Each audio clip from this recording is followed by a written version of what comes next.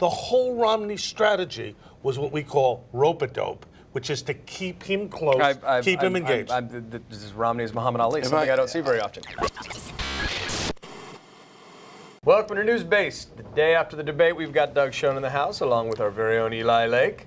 Eli, we were doing a little bit of debate watching last night. Doug, were you spinning at Fox? I was viewing a debate in a fair and balanced way. At Fox, yes, I was.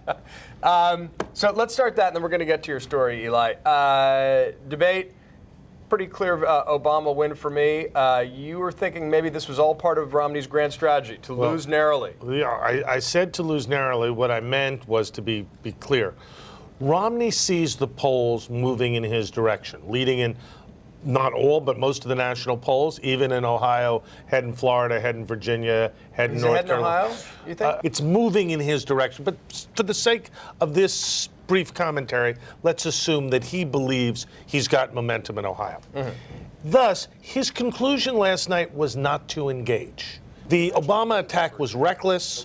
Romney wanted to appear moderate. So he deliberately, John, chose not to engage on Libya, even though he has a compelling argument. Interesting argument. He chose on the Middle East to make it clear he was for peace, he was for negotiations. He did offer a critique of what he called the failure of the Obama policies, but bottom line, but then embraced all the Obama policies. Precisely the strategy. You're missing the point. No, I'm not, I don't think. I'm pointing out the hypocrisy of it and the silliness of it. I appreciate your point, which is that he's trying not to lose. This is an election.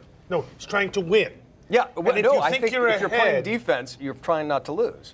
The whole Romney strategy was what we call rope-a-dope, which is to keep him close, keep him engaged. This is Romney's Muhammad Ali, something I don't see very often. On the substantive issue, yes. In some ways it's a loser for the left and a loser for the right. Because substantively, Obama was articulating, as we pointed out last night, what could at times be called the neoconservative position. I'm for democracy. I'm tougher than anyone you can imagine on counterterrorism. We made the right call in Tunisia. It was one of my proudest moments and one of our country's proudest moments. All of these things are very much associated with a values-based foreign policy and a very engaged American role in the world, if not as kinetic as invading Iraq.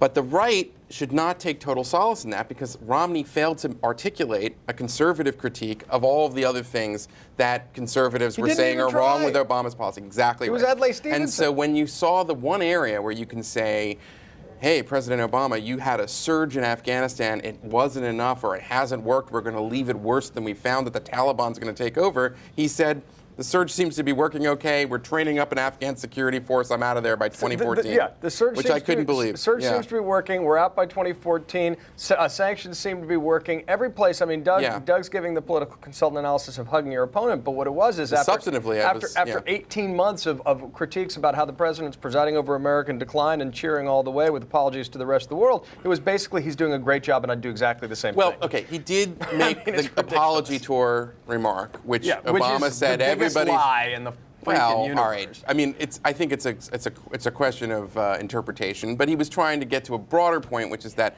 Obama approached in the beginning of his presidency the view that the last president was so terrible, and I'm a fresh start, and that we made such a grievous error for all these things. George W. Bush to the curb. Didn't want to be seen in the same universe as him. Tell us about your story on the Beast today. Okay, there is a serious. Significant suspect now being held by the Tunisians. This is really interesting because it's Arab Spring rendition.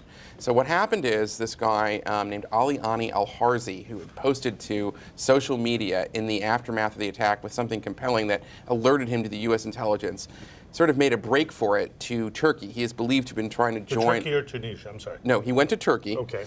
This gets complicated, but it's important. What intelligence officials tell me was to join the Syrian sort of al-Qaeda-linked jihadist groups. The Turks then detain him at the request of the United States. They hold him. He's a Tunisian national, and then they send him to Tunisia. And now he's in Tunisia. He was originally in military detention. The Tunisians put him in judicial detention, preparing him for a court trial. They haven't given the United States access to him yet. Under the Ansen regime, the United States would have clearly gotten access to him, and they probably would have been putting all kinds of terrible screws to him, literally, and finding out exactly what happened. Under the new rules of it, we don't really have a counterterrorism agreement ironed out yet with the Tunisians, and it is not quite the same. But there is one question, and I'd like both of you, if you would, to offer opinions. Because the president has made it clear, apropos of the issue of a possible October surprise, that he can, and my opinion should, pursue the perpetrators of this horrific act in Libya wherever and whenever he can find them. Yeah. Bottom line, we got 2 weeks to an election. And I am not suggesting that the president would do it solely, or even with politics in mind, but he and everybody else can read the calendar. So my question, gentlemen, is something likely to happen imminently? I mean, I'll give the purely, Eli will give a more educated answer, but it should have happened a month ago. It should have happened 2 weeks ago. If it happens in the next 2 weeks, that's fine with me too. This guy shouldn't be drinking strawberry or mango fraps left in the United States. I don't think they're so cynical, frankly, as to base timing of capturing killers of an ambassador to an election. But that's my take, Eli. They haven't decided yet whether this is an FBI investigation that will involve, the Libyan authorities, whatever they may be, renditioning or trying suspects in Libya, or whether this is something for special operations teams to deploy stealthily in the night in Mali and Libya and other North African locales. Because they haven't made that decision, you have both things happening simultaneously. I read a story a few weeks ago about how the Joint Special Operations Command, or JSOC, has prepared targeting packages connected to the planners and plotters of the consulate assault. And they have not gotten a go order yet because that key decision hasn't been made. We're going to wrap it up, but Doug, very quickly. You're the pollster, fellow centrist. Nonpartisan doesn't mean neutral. Are you calling this race for Romney? No, what I am saying is that the momentum now is with Governor Romney. I read Nate Silver this morning in the Times. He says it's leaning Obama. I say, even though he says it's the renderings of somebody without much of a real mindset, I think it is effectively knotted up and tied. You think it's knotted up and tied, not leaning Romney? I think the momentum is Romney, so that might make a slight lean. Okay. All right, Eli, final word. Rendition. Doug? Florida. Florida, that's where I'm going next. Battleground bus tour. I'm not going to be here for the next 10 days. I'm going to be on the road. Florida, North Carolina, Virginia, Ohio. I will be tweeting and touting and filing as normal.